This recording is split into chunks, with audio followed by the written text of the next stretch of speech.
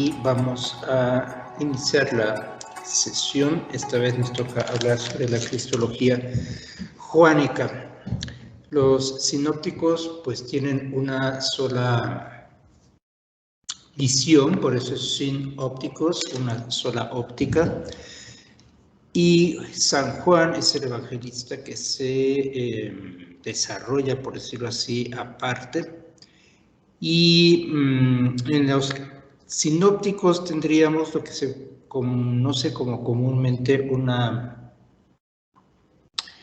cristología ascendente o una cristología desde abajo, es decir, como hemos venido viendo, sobre todo con San Mateo y San Lucas, tenemos el contexto humano de Jesús, nacido en Belén de Judá, hijo de María, desposada con San José, en una determinada época histórica dentro del Imperio Romano, y todo este bagaje de información que nos hablan de un hombre, de un verdadero hombre que ha nacido y que los evangelistas, muy particularmente San Mateo, pero los tres sinópticos, pues van a acabar mostrando claramente que se trata del Hijo de Dios, pero que es ante todo el Mesías, el descendiente de David.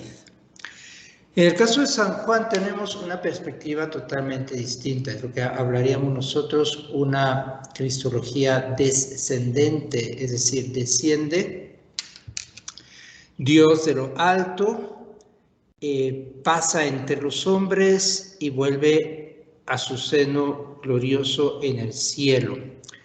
No recuerdo ahorita el nombre, es un teólogo europeo, y creo que es británico, pero ahorita no me viene el nombre, pero habla precisamente de eso, de un Dios de paso entre los hombres. Sí se va a quedar, evidentemente que se queda entre nosotros, se queda en primer lugar en la Sagrada Eucaristía, con su cuerpo, sangre, alma y divinidad, pero se queda también en nosotros, en su palabra. Él es la palabra, y así lo dirá San Juan, iniciando su evangelio, en argegen ho logos, que ho logos sax egeneto. En el principio era el logos, y el logos se hizo carne, y habitó entre nosotros, y se queda con nosotros. Y finalmente, aparte de la Eucaristía y aparte de la palabra, Cristo, Dios, se queda con nosotros por su promesa, donde estén dos o más reunidos en mi nombre, ahí estaré yo en medio de ellos. Entonces, en este sentido, pues no es solamente un Dios de paso entre los hombres. Este autor lo dice más bien en este sentido de la idea de San Juan, de que desciende Dios, se encarna, habita entre nosotros, pero con la ascensión de Jesús al cielo, pues este Jesús finalmente vuelve al seno del Padre y parecería, solo parecería, que no se queda entre nosotros. En términos estrictos, físicos, corpóreos, pues no, efectivamente, no se queda la persona física con cuerpo, huesos, sangre, y que come y que bebe entre los hombres, eso es cierto, pero a través de la Eucaristía, de la palabra y de la promesa de su presencia espiritual en medio de nosotros, claro que se queda con nosotros. Pues bien, tenemos que hablar entonces de una cristología joánica, que es una cristología ascendente y que nos pues marca, decía yo, una experiencia importante para la comprensión total de lo que es la persona de Jesucristo. San Juan, ¿quién es San Juan? Pues sabemos, es apóstol y evangelista. Hay evangelios llamados apócrifos, no tienen probada 100% su autenticidad, que también se les atribuyen a algunos otros de los apóstoles. Tardíamente apareció un evangelio de Judas Iscariote, e incluso después, en los años 80, 90, ya no me acuerdo, creo que a los finales de los 80s o 90s, da igual. Se hizo así como que se popularizó mucho el evangelio de Judas Iscariote por un reportaje que salió en alguno de estos programas americanos un tanto amarillistas. Pero es un texto apócrifo, sí existe, pero evidentemente no es de Judas Iscariote, porque pues en primer lugar sabemos que Judas se suicidó, y en segundo lugar, pues la datación del documento pues es bastante tardía, el estilo literario es un estilo literario también muy tardío, entonces no podía ser. De los otros, pues hay que de Felipe, hay obviamente de San Pedro, un apócrifo, hay incluso un apócrifo de María Magdalena, pero como apócrifos, pues no se les puede dar un valor canónico ni de revelación. Entonces, de quienes estuvieron en compañía de Jesús, tenemos solamente dos de los evangelios, San Mateo y San Juan. En el caso de San Lucas, pues lo sabemos perfectamente, San Lucas no fue del grupo de los apóstoles. San Lucas mismo, al inicio de su evangelio, dice que él se puso a investigar acerca de todo este fenómeno sobre Cristo, y entonces aporta lo que él ha investigado. San Marcos tiene cierta probabilidad de sí haber conocido a Cristo. Es difícil saber quién fue San Marcos porque hay muy pocas menciones acerca de él. Algunos lo identifican con un personaje que va a aparecer posteriormente en los Hechos de los Apóstoles y en alguna de las cartas de San Pablo, en donde aparece con el nombre de Marcos o de Juan Marcos.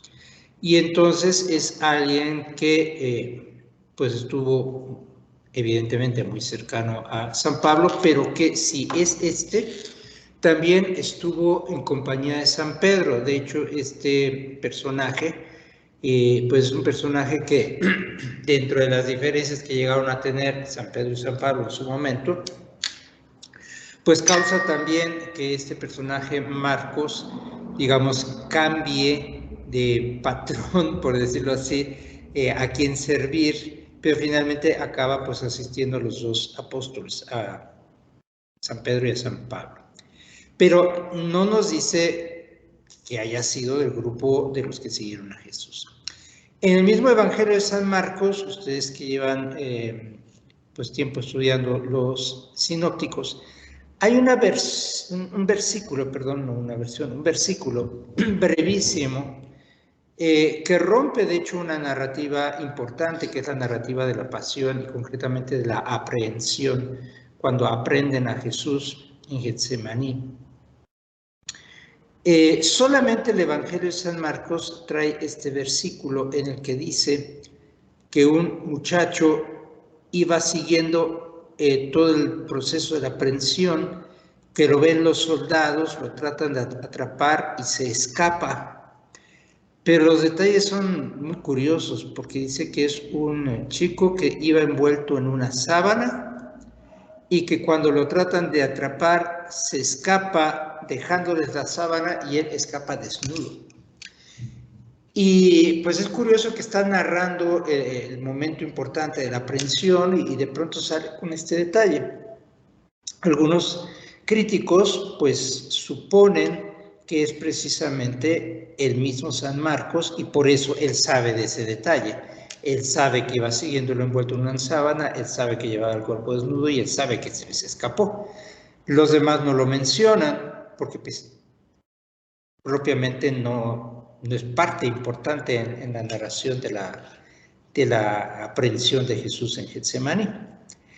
Si acaso fue así, entonces San Marcos no es parte del grupo de los 12, pero pudo haber conocido personalmente a Jesús y pudo haber sido parte del grupo mayor, que se le conoce como el grupo de los discípulos.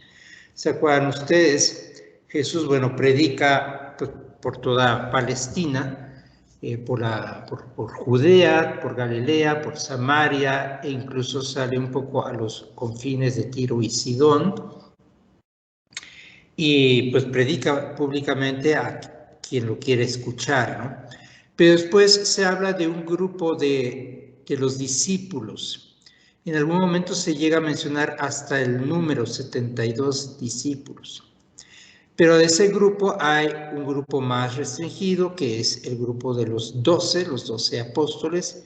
Y de los 12 apóstoles hay todavía un grupo más selecto, que es el de los amigos, verdaderamente amigos íntimos de Jesús, en este caso, Pedro, Santiago y Juan.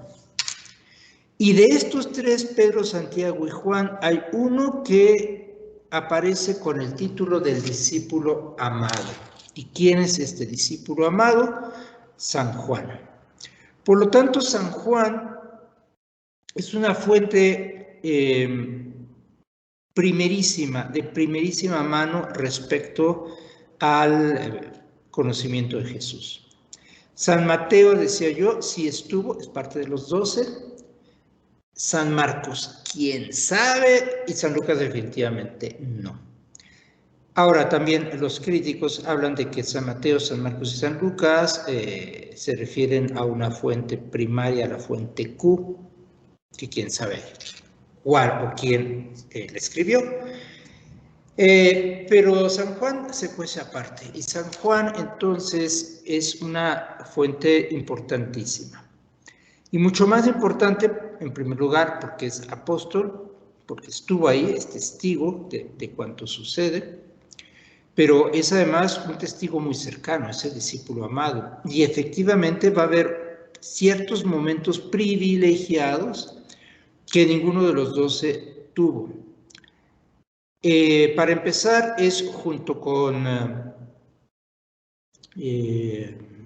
San Andrés, el primer discípulo llamado por Jesús.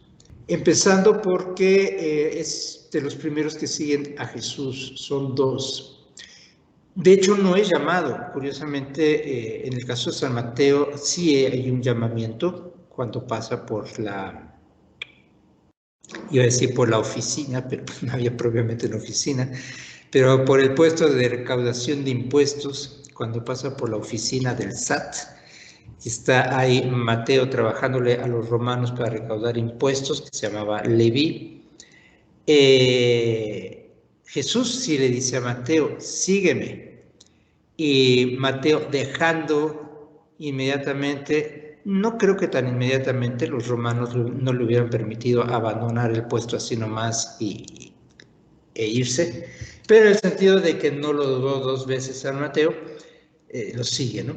Pero en el caso de San Juan, si recordamos en el Evangelio según San Juan, al inicio del Evangelio, está Juan el Bautista con sus discípulos y ven a Jesús, y Juan el Bautista lo señala y dice, ese es el Cordero de Dios que quita el pecado del mundo. Y entonces Juan, con otro de los discípulos de Juan el Bautista, van y siguen a Jesús. Y Jesús, pues quizá un poquito incómodo, quizá un poquito temeroso, se voltea y les pregunta ¿qué onda? ¿Qué quieren, no? Y entonces es ya cuando viene la pregunta, maestro, ¿dónde habitas? Y Jesús no les dice, en calle Benjamín Franklin número 47, sino les dice, venid y veréis. Es decir, si se arriesgan ustedes a seguirme por donde quiera que yo me meta, pues ya verán dónde habito, ¿no? Y efectivamente lo siguen y pasan con él aquella tarde. Se le queda muy grabado a Juan ese primer encuentro con Jesús, porque dice, eran como las 4 de la tarde. Claro, él no dice las 4 de la tarde, él dice, era cerca de la hora 10ª en el conteo de las horas en en el horario romano, en el horario antiguo. Era cerca de la hora 10:00.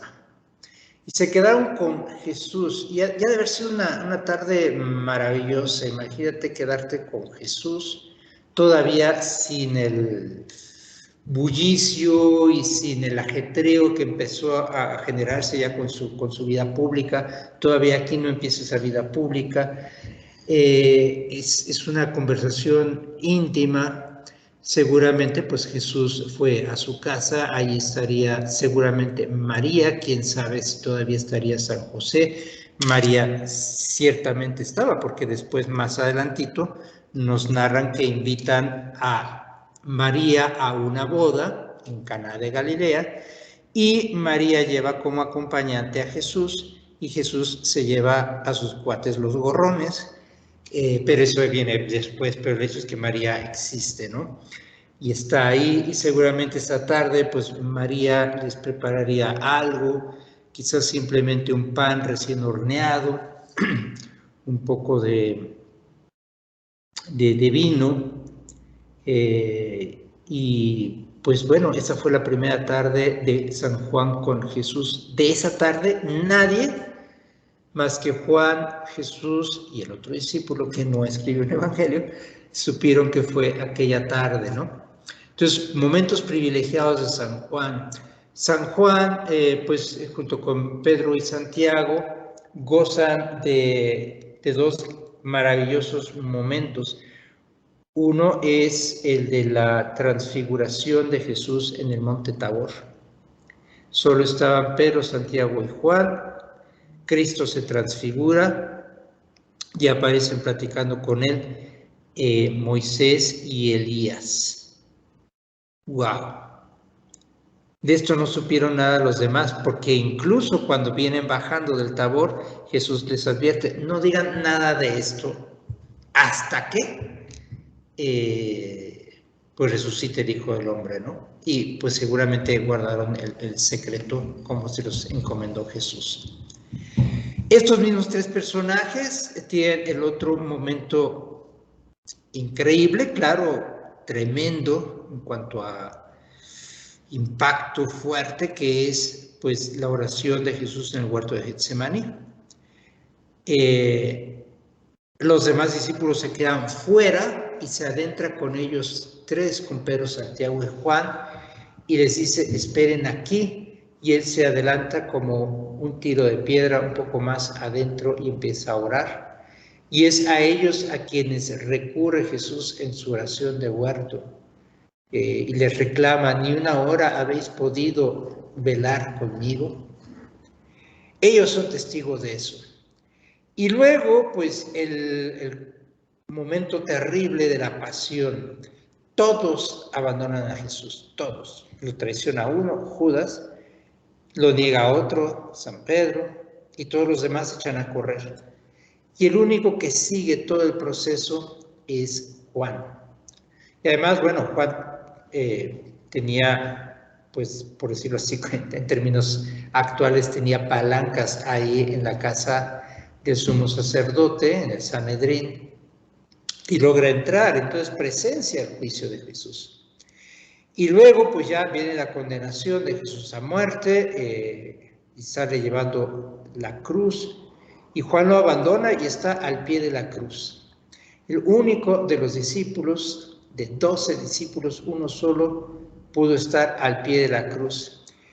¿Y por qué? Pues por su fidelidad. Por algo era el discípulo amado. O sea, por algo lo amaba Jesús, porque Jesús se sabía también fielmente amado por Juan.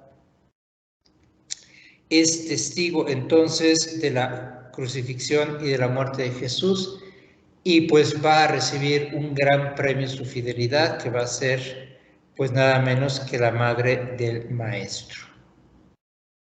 Aquí tienes a tu madre. Y desde ese momento, dice el texto bíblico, y desde ese momento el discípulo la llevó a vivir con él. ¡Wow! Y entonces, imagínate, después de la pasión, pasan los 3 días, él debe de estar consolando seguramente a María, María consolándolo a él, porque ambos amaban muchísimo a Jesús. Y pues no podemos imaginar ese diálogo entre la madre y el discípulo amado, que seguramente estarían hablando de Jesús. ¿De qué otra cosa podían hablar si acababa de suceder la pasión? Viene la resurrección.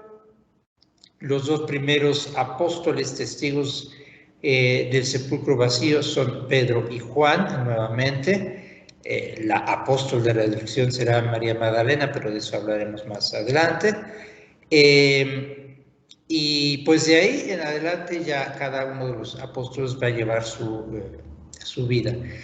Pero Juan, pues cuando viene ya la dispersión de judíos y cristianos en Jerusalén por la entrada de las tropas de Tito y la destrucción del templo y todo esto, pues él huye con María y se lleva a María a Éfeso.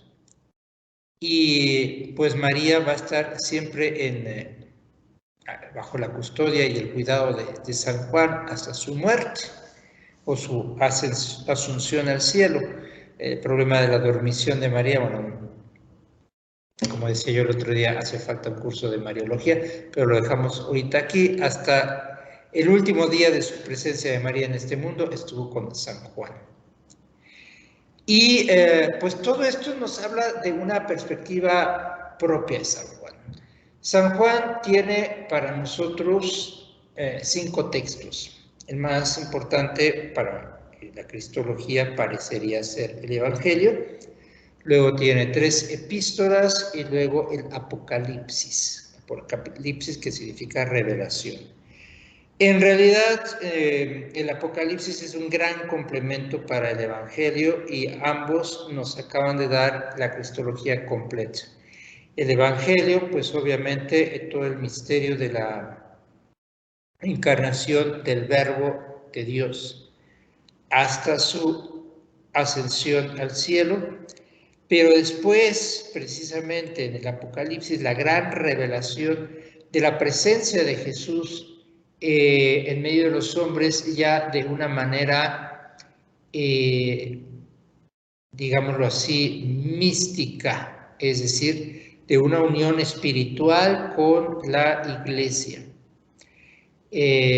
Con la iglesia, que son las iglesias, porque de hecho así empieza el Apocalipsis, dirigiéndose a 7 iglesias. Y a cada una, bueno, le da ciertos mensajes, ciertas características, pero luego viene todo el mensaje general del Apocalipsis.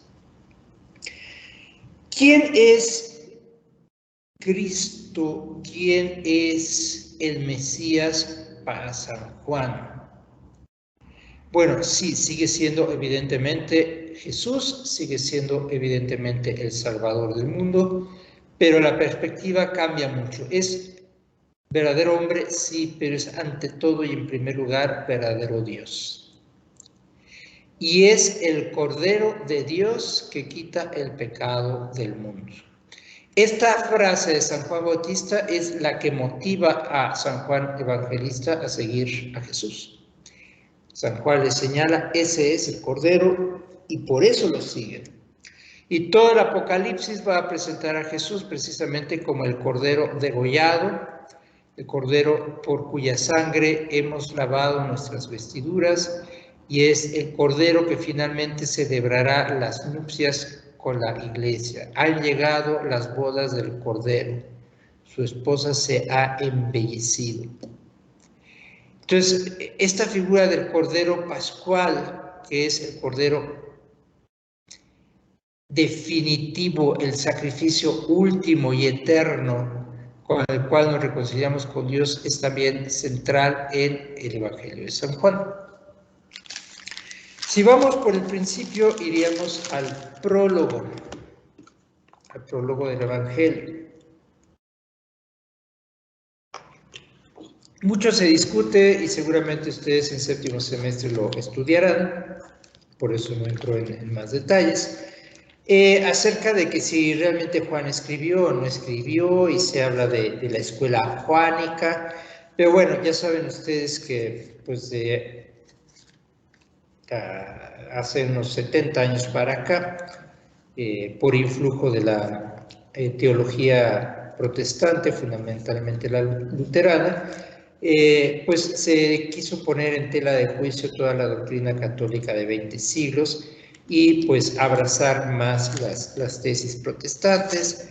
Y bueno, resulta que hoy ya nadie escribió nada y todo es puro midrash y no hay San Juan sino escuela juánica, y no hay San Pablo sino escuela paulina, y no hay San Pedro sino escuela petrina, y bueno, todas estas cosas que en realidad me parece que pues son simplemente un reflejo de la pérdida de fe en la revelación.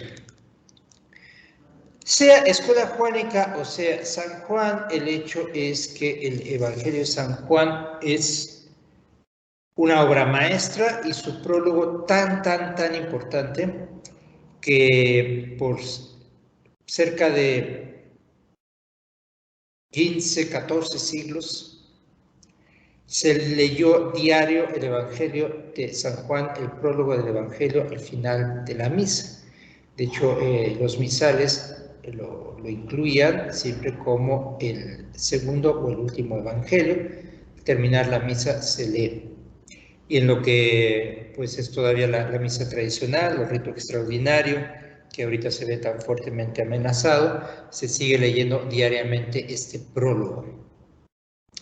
In principio erat verbum, et verbum erat apud, el Evangelio de San Juan. Si vamos por el principio, iríamos al prólogo del Evangelio. Mucho se discute y seguramente ustedes en séptimo semestre lo estudiarán, por eso no entro en más detalles, acerca de que si realmente Juan escribió o no escribió, y se habla de la escuela juánica, pero bueno, ya saben ustedes que pues hace unos 70 años para acá, por influjo de la teología protestante, fundamentalmente la luterana, pues se quiso poner en tela de juicio toda la doctrina católica de 20 siglos y pues abrazar más las tesis protestantes. Y bueno, resulta que hoy ya nadie escribió nada y todo es puro midrash y no hay San Juan sino escuela juánica, y no hay San Pablo sino escuela paulina, y no hay San Pedro sino escuela petrina, y bueno, todas estas cosas que en realidad me parece que pues son simplemente un reflejo de la pérdida de fe en la revelación. Sea escuela juánica o sea San Juan, el hecho es que el Evangelio de San Juan es una obra maestra y su prólogo tan importante que por cerca de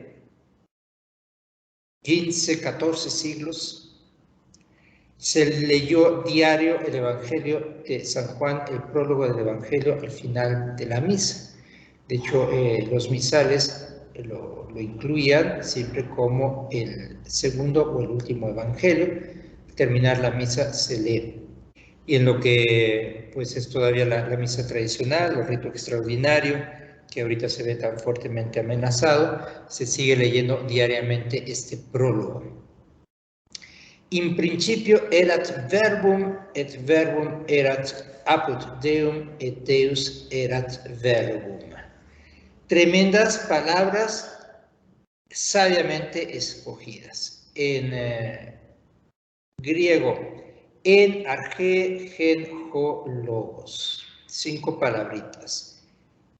En arge gen ho logos, que incluyen 2 palabras muy fuertes en griego y que hablan también de la formación y del espíritu de San Juan. San Juan es, además de evangelista y además de apóstol y además del discípulo amado, es un gran filósofo.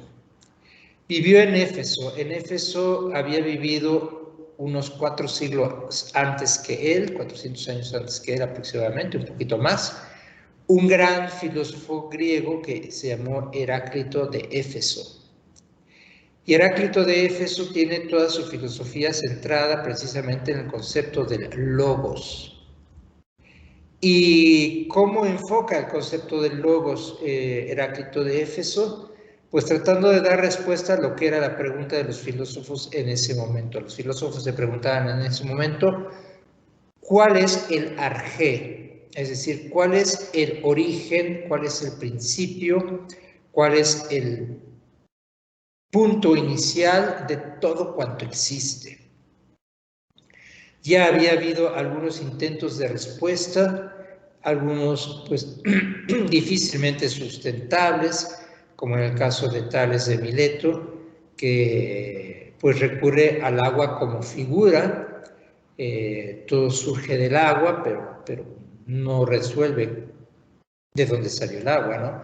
Luego está Anaximandro. Anaximandro se acerca un poquito más y dice es un apeiron, es decir, es un principio indeterminado, infinito, ilimitado. Bueno, wow. Pero finalmente aquí llega San Juan y nos dice en arjé, en el principio, gen, ho, logos, era el logos. ¿Y qué es el logos? El logos lo traducimos hoy muy fácil y muy rápido como la palabra. La mayoría de las Biblias en español de traducción reciente así nos lo ponen. En el principio era la palabra y la palabra estaba con Dios y la palabra era Dios. No, el logos es muchísimo más que la palabra.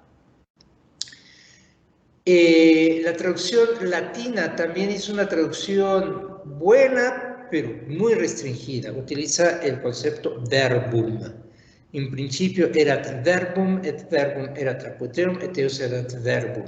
Se acerca un poquito más, es verbo, efectivamente es un verbo. No es cualquier palabra, y dentro de las palabras tenemos sustantivos, adjetivos, adverbios, pronombres, etc. Pero hay un tipo de palabra que es muy importante, que es el verbo. Porque el verbo nos dice algo sobre el sustantivo acerca de su naturaleza, de su esencia. Si yo nada más digo, suponiendo que no sabemos el significado, si digo la palabra perro, es un sustantivo. Pero si digo ladra, aunque todavía no pueda yo tener la figura en mi mente de un perro, pero ya tengo una primera idea, ladra. Entonces, necesariamente tiene que ser una cosa, algo que emite un sonido y que seguramente está vivo, porque si no, no ladraría. Si yo no sé lo que es la palabra lápiz, pero te digo el lápiz escribe, ya te estoy dando una idea muy próxima de qué tipo de objeto será el lápiz. El verbo nos da una noción clara de la naturaleza de los sustantivos. Pero hay entre los verbos un verbo privilegiado, el más importante de todos los verbos. ¿Cuál es? El verbo ser. Porque si algo no es, no puede nada de lo demás. Para que un perro ladre, primero tiene que ser. En este caso, ser perro.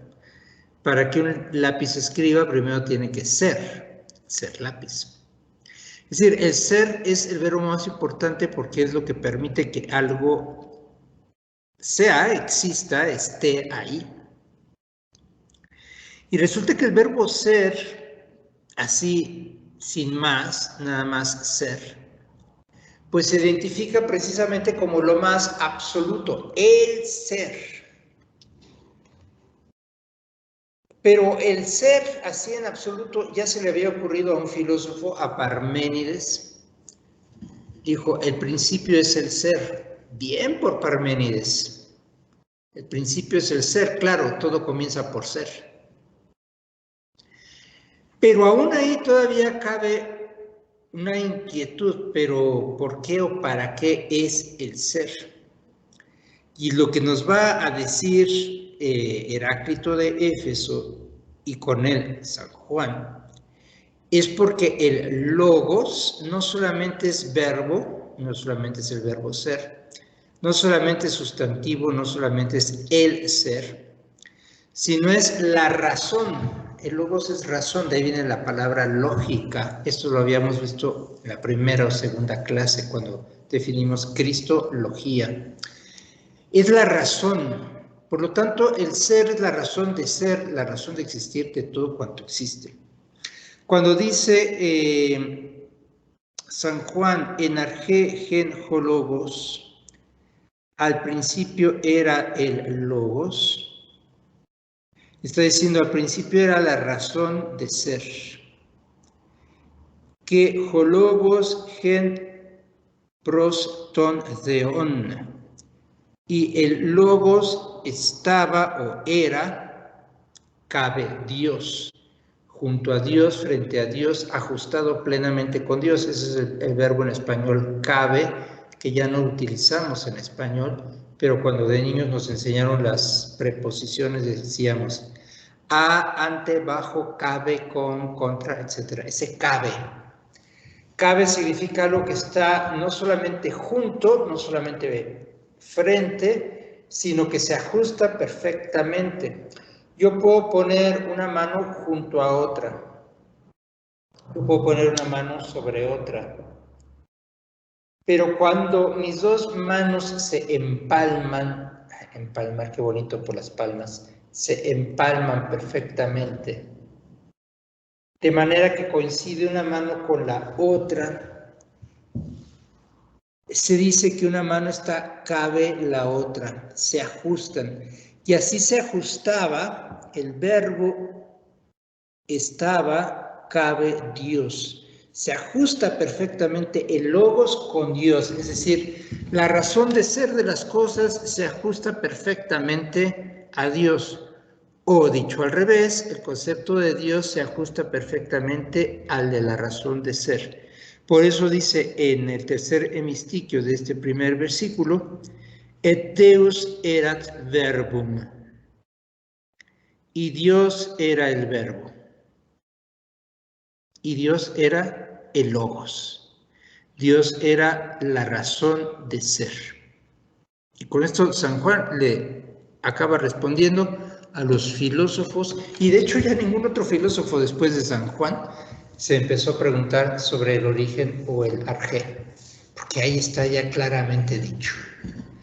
Pero no es lo único que dice San Juan. San Juan sigue diciendo mucho más. Dice, hoc erat in principio apud Deum, omnia per ipsum facta sunt. Todas las cosas fueron hechas por Él.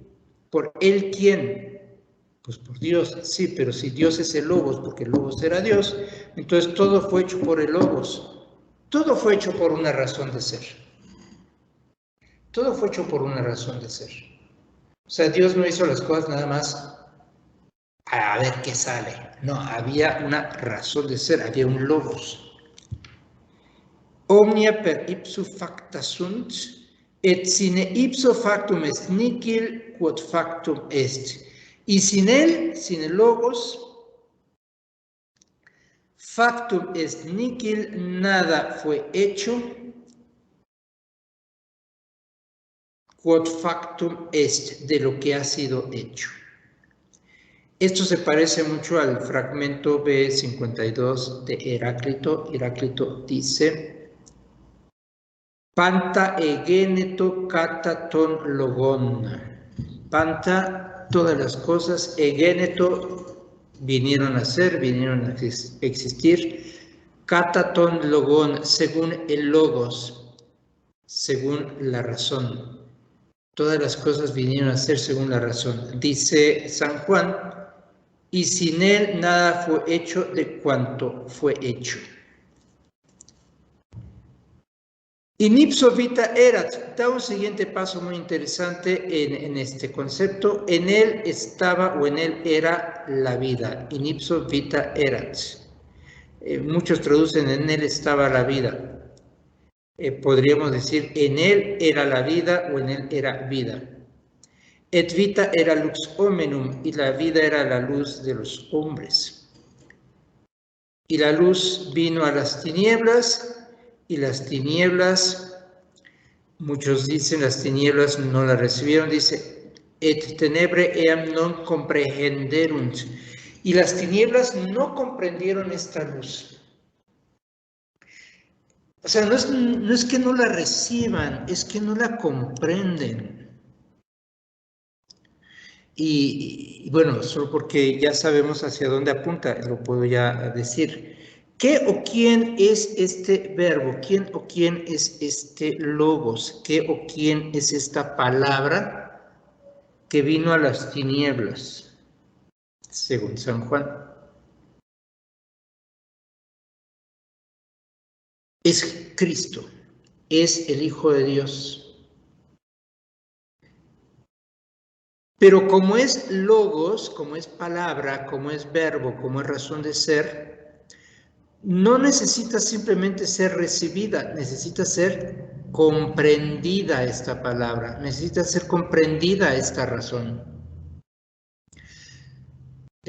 A veces a los maestros nos sucede, como en este caso, que yo puedo estar hable y hable y hable y según yo estoy dando palabras muy claras, muy ricas de contenido.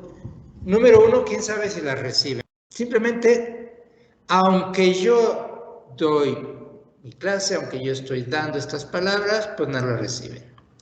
Pero el segundo problema es, bueno, a lo mejor van a ver el video grabado y van a ver la transcripción del video en el texto y ahí está, y sí reciben. ¿Comprenderán? ¿Comprenderán lo que se está diciendo? Et lux in tenebris lucet et tenebrae eam non comprenderunt. Las tinieblas no lo comprendieron. Luz y tinieblas para San Juan tienen que ver también mucho con conocimiento e ignorancia, con verdad y con error, con gracia y con pecado. Las tinieblas de la ignorancia no alcanzan a comprender toda la riqueza de la palabra de Dios. Ese es uno de los mayores problemas que pues está viviendo la cristiandad hoy en día.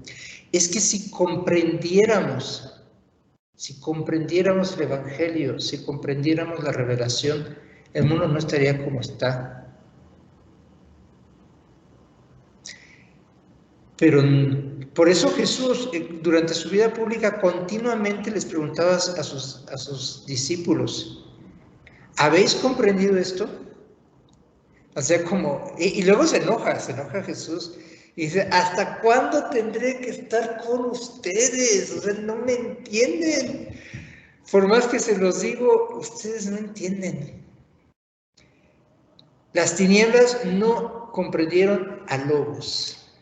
Et tenebre eam non comprehenderum. No comprendieron la luz, no comprendieron la vida que traía este Jesús. Luego hace una pequeña digresión, un pequeño paréntesis, y nos dice algo que muchos han discutido a quién se refiere. Fuit homo missus ateo cui nomen erat Johannes. Hubo un hombre enviado por Dios cuyo nombre era Juan. Hic venit in testimonium, un testimonium peribere te lumine. Este vino para dar testimonio de la luz. Ut omnes crederent per illum, para que todos creyeran por él. La pregunta es, ¿se refiere a sí mismo San Juan? ¿Que a él le toca dar un testimonio de la luz? ¿O se refiere a Juan el Bautista? Muchos le han apostado a Juan el Bautista, pero parece ser que el prólogo se refiere al mismo Juan. Ahí se está presentando él. Hubo un hombre, que soy yo, que me llamo Juan, que vengo a dar testimonio. Porque después dirá en una de sus cartas, dice mismo San Juan, lo que nuestros ojos vieron, lo que nuestros oídos oyeron, lo que nuestras manos tocaron del Hijo del Hombre, es lo que os anunciamos. O sea, está hablando con un verdadero testigo. Lo vi con estos ojos, lo escuché con estos oídos, lo toqué con estas manos y de eso te vengo a hablar. Para que todos crean por ese testimonio. Y aclara, non erat ille lux, se tu testimonio perive et lumine. Él no era la luz, sino para que diera testimonio de la luz. Y regresa al tema de la luz. Erat lux vera, illuminat hominem venientem in hoc mundum. Este es también un versículo un poquito difícil en las traducciones. Erat lux vera, era la luz verdadera. Illuminat omnem hominem, que ilumina a todo hombre. Pero luego viene la palabra venientem in hoc mundum, viniendo a este mundo. Algunos traducen que la luz ilumina a todos los hombres porque esta luz viene a este mundo. O sea, esta luz viniendo al mundo ilumina a todos los hombres. Otros traducen, esta luz ilumina a todos los hombres que vienen a este mundo. Parece ser, yo me inclino más por la versión de que la luz viniendo al mundo ilumina a los hombres. Pero bueno, esta luz, de cualquier modo, ya sea que ella venga o que los hombres vengan al mundo, esta luz ilumina al mundo. In mundo erat, en mundum peritsum factus est, et mundus eum non cognovit. Estaba en el mundo fue hecho por él, nos acaba de decir unos versículos arriba, todo fue hecho por él, pero el mundo no lo conoció. El mundo no lo conoció. ¿Por qué? Porque no lo comprendieron. Impropria venit et sui eum non receperunt. Impropria venit. Vino a lo propio, a lo que era su propiedad. Algunos traducen vino a los suyos. Bueno, sí, si los suyos son su propiedad, pues vino a los suyos. Vino a lo que le era propio. ¿Qué le era propio? Pues la creación entera. La creación entera le es propia porque él la creó. Et sui eum non receperunt, y los suyos no lo recibieron. Otros traducen, que no sé de dónde sacan esa traducción, vino a su casa. Pues no vino a su casa, vino a lo que le pertenecía, propia. Y los suyos no lo recibieron. Quod autem receperunt eum dedit eis potestatem filios Dei fieri. Pero a quienes lo recibieron, esta frase es maravillosa, dedit eis potestatem, les dio potestad, les dio poder. Pero más que poder es potestad. Hay una gran diferencia entre una potestad y un poder. Porque la potestad implica también la autoridad. Yo tengo potestad para reprobarte. Le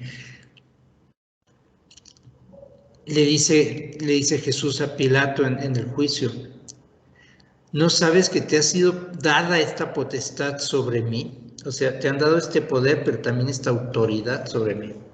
Potestad. Et etis eis potestatem filios Dei fieri.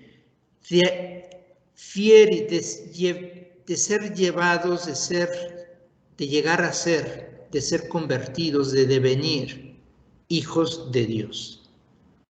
Quod autem receperunt, a quienes lo recibieron, dedit potestatem filios Dei fieri.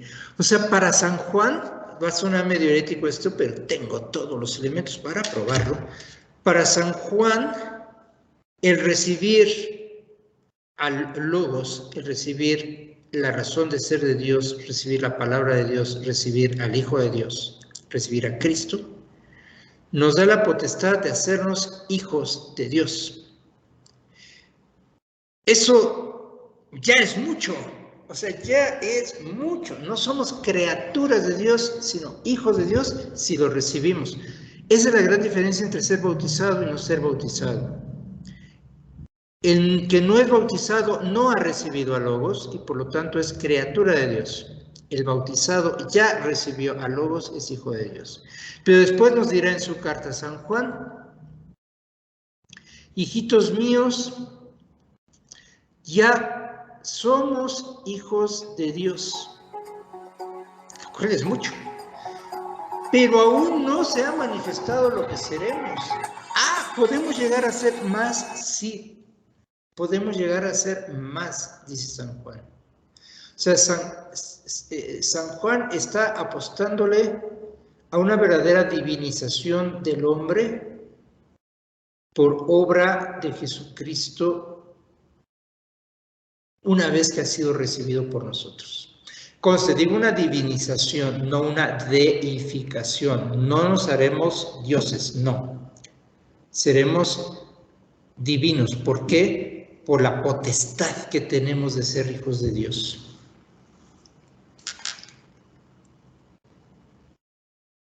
Dedit eis potestatem filios Dei fiere his, qui credunt in nomine eius. Aquellos que creyeron en su nombre. ¿Qué significa el nombre de Jesús? Porque Él salvará al pueblo de sus pecados. Jesús significa Yahoshua o Yeshua, me gusta más ya porque es la raíz hebrea Yah. Yahvé salva, Yahshua, Yahvé salva, Yahvé es salvador.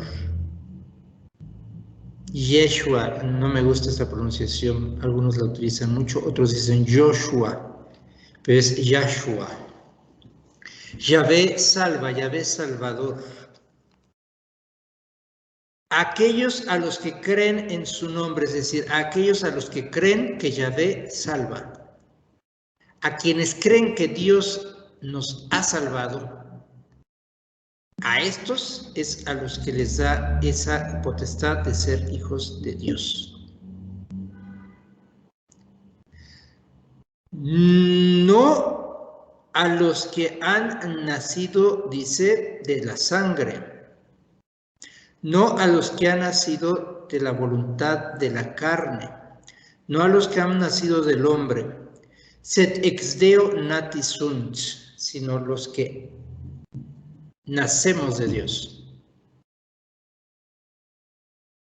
Ahora, esto es también un problema de traducción. Cuando dice qui non ex sanguinibus neque ex voluntate carnis neque ex voluntate viri sed ex Deo nati sunt,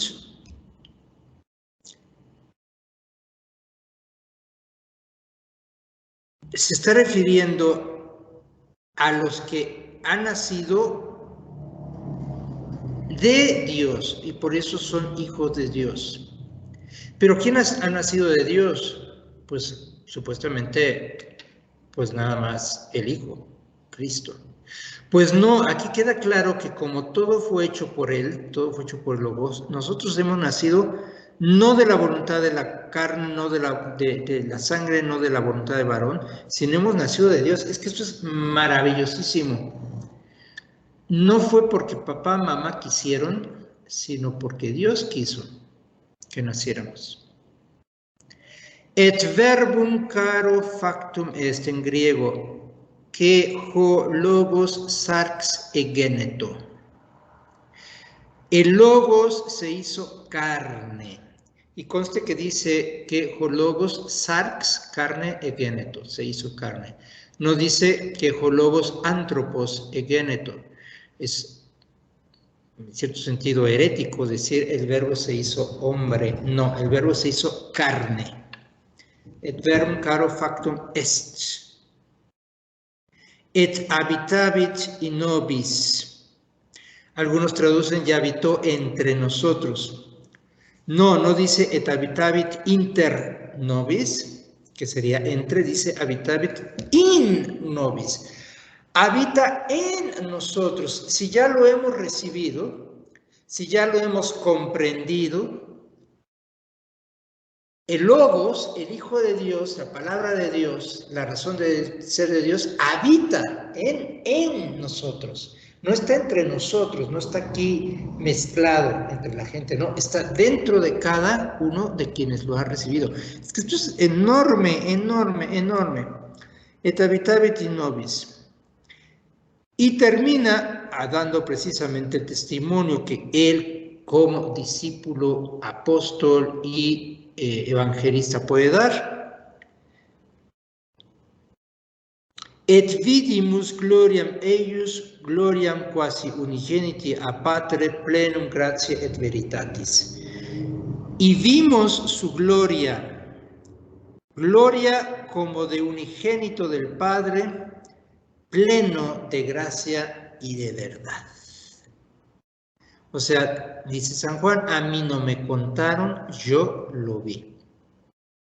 Y cuando vio su gloria, pues vio su gloria en el Tabor, vio su gloria en la resurrección, vio su gloria en la ascensión, vio su gloria en la isla de Pathos en el momento de la revelación del Apocalipsis, pero vio su gloria fundamentalmente en su crucifixión. Es la gloria mayor de Cristo. ¿Por qué? Pero si es la muerte más ignominiosa, la muerte de cruz. Pero es que es la gloria precisamente del amor de Dios a los hombres, lo dirá el mismo San Juan. Tanto amó Dios al mundo que le entregó a su propio Hijo para que fuera entregado a la muerte.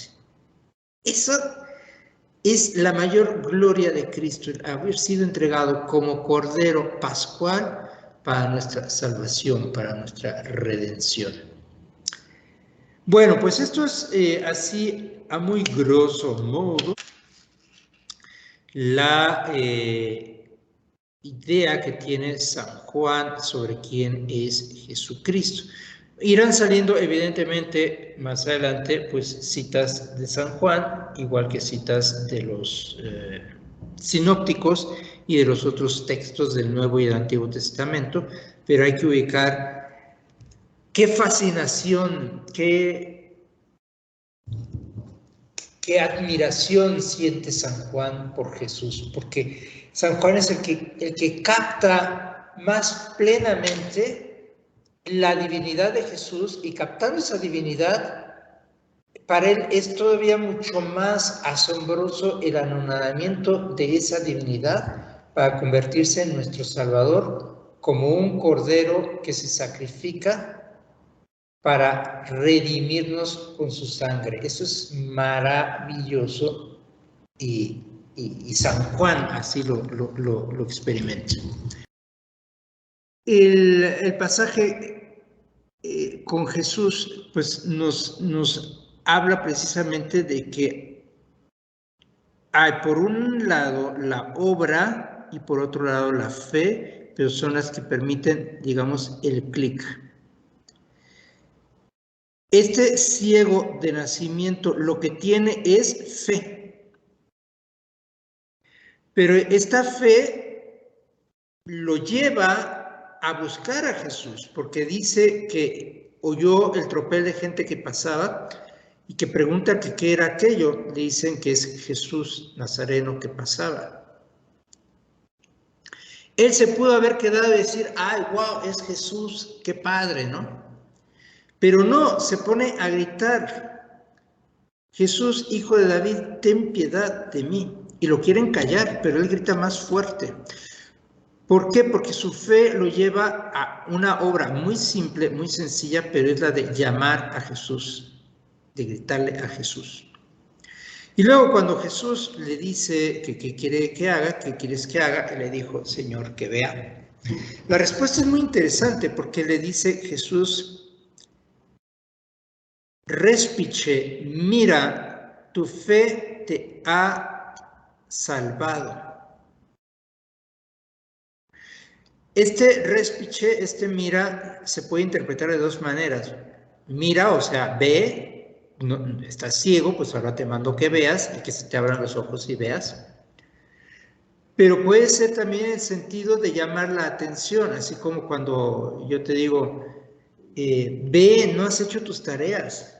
O sea, date cuenta, no has hecho las tareas.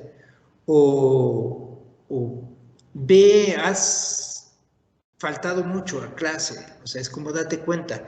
Ve, tu fe te ha salvado. Entonces, puede ser estos dos contextos.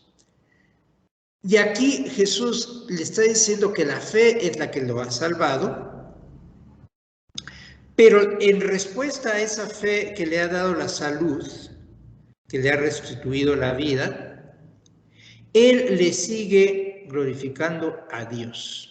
El seguimiento es una de las pruebas más grandes que hay de amor. ¿Y quién es ese Jesús? Como muy bien lo has dicho, es la manifestación más grande del amor de parte de Dios a los hombres. Tanto amó Dios al mundo que le ha dado su único Hijo. Dios es amor, también dirá San Juan. El amor implica un seguimiento. Entonces, ahí están estas dos virtudes, digamos, como compitiendo, en donde sin una, la otra, pues no funciona. Pero ¿en dónde debe de radicar esa fe? ¿Cuál es el objeto de esa fe? Jesús.